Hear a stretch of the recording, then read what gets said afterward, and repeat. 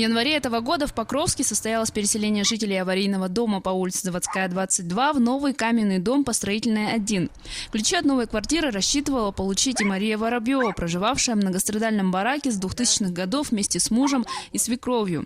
Квартира была записана на свекровь Августу Эйдемиллер в 2008 году. По состоянию здоровья она переехала в поселок Махсагаллох.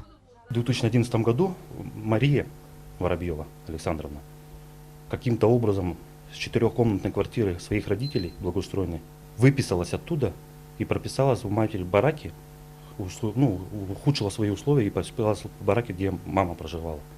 И вот из-за этого сейчас, когда вышел закон на переселение видов жилья, получается, она претендует, хочет, чтобы долю у моей матери отсудить. В судебном заседании было выяснено, что прописалась, зарегистрировалась в этом помещении Воробьева Мария Александровна незаконно. Она подделала подпись Эйдемиллер Августы Дмитриевны. Должна была предоставить документы, подтверждающие, что Августа Дмитриевна согласна ее зарегистрировать как члена семьи, потому что по семейному законодательству у нас статья 69, к членам семьи наниматели относятся только дети, родители и муж, жена.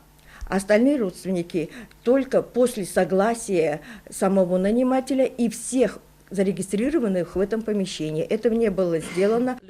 В результате по решению суда Марию Воробьеву выписали Заводской, 22, а ее муж Родион Эйдемиллер сменил покровскую прописку на Махсагалловскую.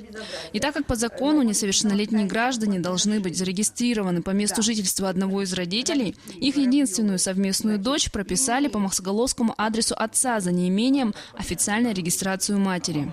Воробьева Мария Александровна имеет все права на квартиру своих родителей, так как она является членом их семьи, но она не хочет туда вселяться, она не хочет, регистрироваться, она в настоящий момент там проживает, но регистрироваться она там не хочет.